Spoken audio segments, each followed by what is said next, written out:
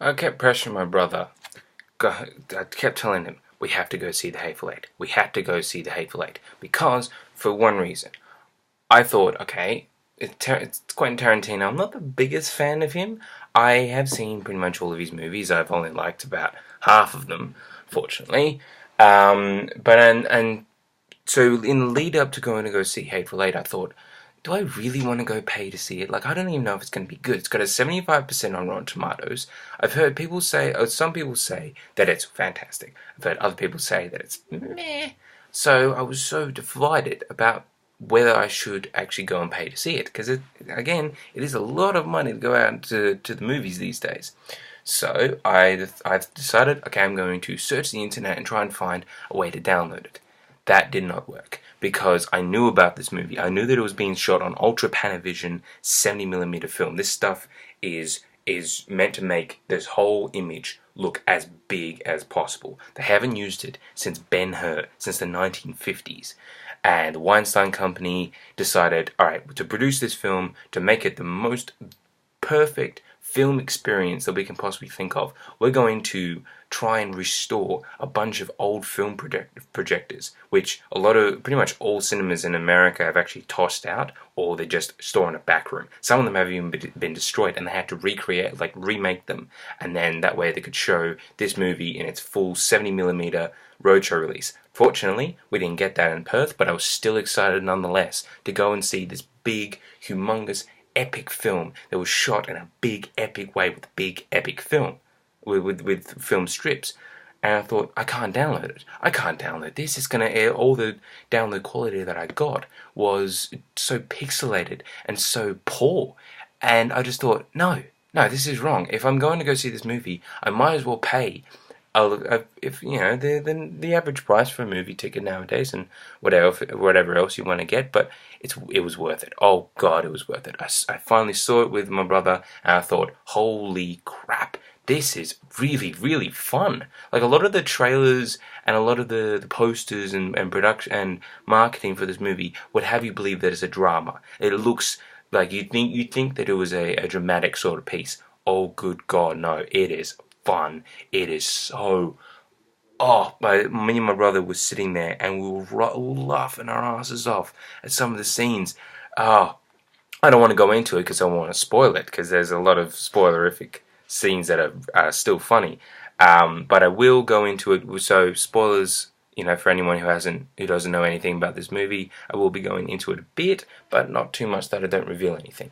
I believe in that. So first off, it's not the same sort of Quentin Tarantino stuff. It has, it's similar cast that he has, and similar sort of cinematography and angles that he always uses, and the dialogue-driven plot. But it's not the same sort of self-indulgent stuff that we've seen before. Like with Django Unchained, it could have been this great epic slave movie, which it kind of is in parts, but also at the same time you have the breakdancing horse at the end. It's just like, nah.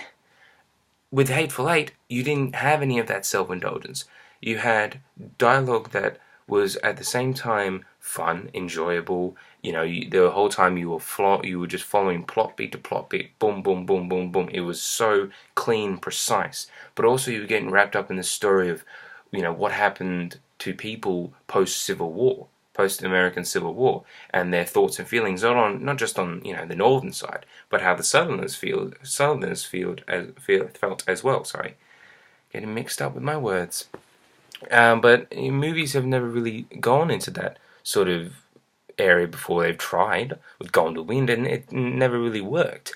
So The Hateful Eight does that quite well, and it's really unexpected. And that's the thing. This whole movie is just completely unexpected in every single way. There was so much that happened. Yes, the plot is very much a murder mystery. It's meant to follow like the same sort of whodunit sort of plot, and it does that. It does that really well. And from that, you have so many surprises, so many twists and turns in the story, but also not just in the story, in the characters as well. You see one character, particularly Samuel L. Jackson. You believe that he's the hero of the story. But then it gets to a point where he's still kind of the hero, but you really don't like him anymore. Like, he's very, like, you hate to love him instead of love to hate him. You have characters that you love to hate, and they're awesome.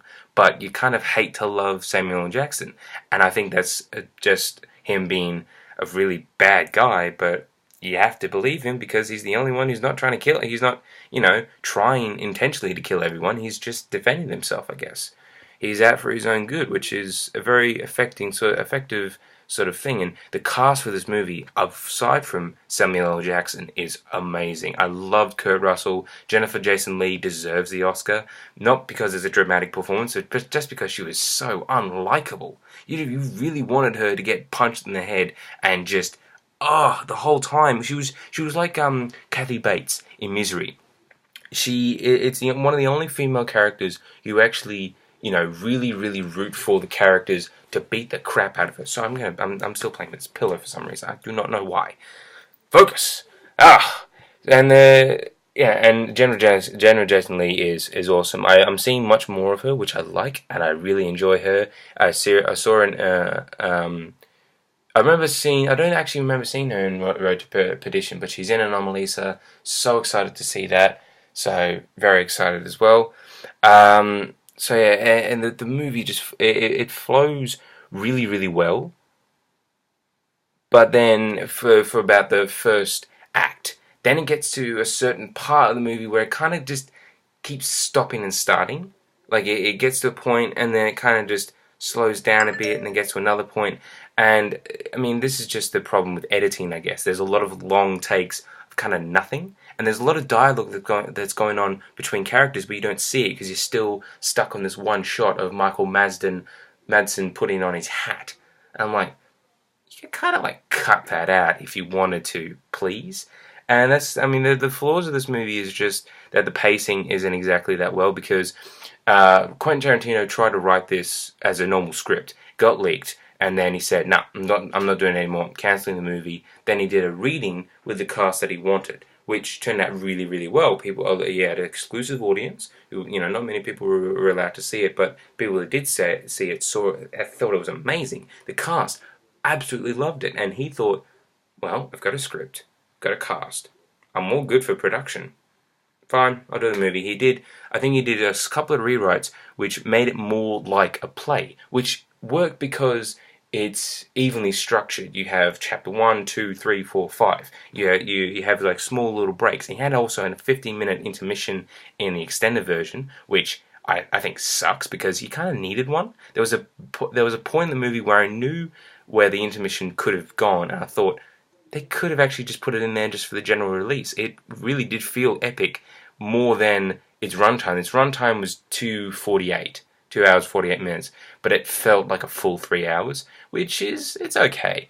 And I think the fact that it was meant to be a stage play, or was first a stage play, I guess, works because you're able to follow the story, but also it kind of cuts off a bit of it because you're still going on with these characters in the same place. Yes, it's grounding the story, but it's grounding the story a bit too much, and you kind of want to see other things, maybe just like what these people are talking about, and you kind of get that with one flashback, but that's only very quick, and then it goes straight back to all the characters stuck in a cabin. And I'm just thinking, you could have just maybe had just a bit more going on than just two characters talking to each other, and then another two characters talking to each other, and then a long shot of someone doing something while other characters are talking to each other. And I'm thinking, I want to see that. I want to see that. What's going on? It could have just been a bit quicker.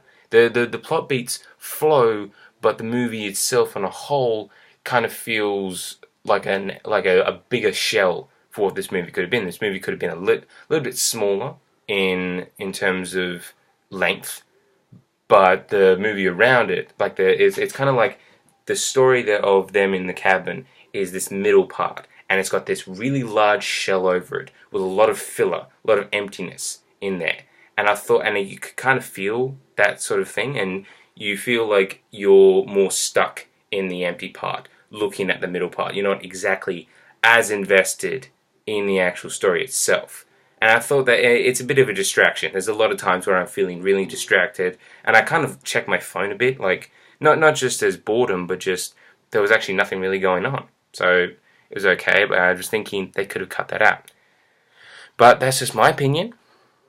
You judge it for yourself. The cinematography, nonetheless, is absolutely incredible. The music by Ennio Morricone, oh wow, that's just those words. Ennio Morricone, music by Ennio Morricone, the guy who created the music for Good, Bad, and the Ugly and the entire Dollars trilogy, Once Upon a Time in the West, pretty much all the spaghetti westerns he did the music for. Some of the most famous film music is thanks to this one man, and I'm so surprised he's still alive.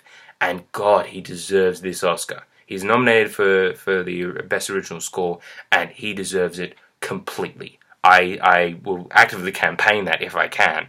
The music is so tense. It keeps building tension, and then it gets to a point where the story kind of smooths over, and then when the music starts to come up, you feel like, oh my God, something's going to happen. Something's going to happen. Oh, and it gets that. It gets into your brain and starts to really grab your attention. Like I said before, there's parts of it which make your attention kind of fly off a bit. But the music is the thing that pulls you back in, and it gets you, and it really, really holds you firm to the action, which is absolutely unbelievably brutal. Like, you think about what happened in like Django Unchained, or in the barn house, or the shootout scene at the end, or the shootout in Glorious Bastards. Think of that, and then times around about 5, and that's the kind of shootouts that happen in Hateful Eight. They're quick, but oh my God, are they just like, whoa, oh, damn, someone just got their head, bam, gone, blood, everywhere, brains just fly out, and me and my brother were just sitting there like, oh, whoa. So I love that movie can make me go, wow. I have not really felt that many that many movies have done that for me. Maybe Star Wars. A lot of times in Star Wars I was thinking, whoa, that's so cool, like in the first viewing. But not in this kind of scale as Hateful Eight. The Hateful Eight was just like, a lot of times it's just jaw dropping. Oh my God, did they really just do that? So in the end, Hateful Eight is an amazing experience, amazing cinematic experience, and it's probably the best shot comedy that I've ever seen. It's fun, it's incredibly epic. The way that it captures the big snowy mountains and the smaller character-driven, just close-ups is absolutely masterful. I think Quentin Tarantino has fully matured as a filmmaker, and I highly, highly recommend The Hateful Eight. So comment what you thought about it, and subscribe to my channel. I'm going to be doing tri-weekly, so 3 videos a week from now on. I'm going to commit to that. Days, not too sure. I'll probably organize that out, but get expected seeing a lot of cool content. I'm going to be doing a lot of reviews for movies. I've got a job now doing reviews for my uni website, so I'm going to be seeing tons and tons of films, all for you guys to see me review. I'm going to be posting them on Facebook. I'm going to try and put links to them on Twitter, so follow me on Twitter as well, just to see what other stuff I have. I tweet about movies all the time. I retweet movie people all the time, and I'll just figure out how else you guys can see me. So, yeah, thank you.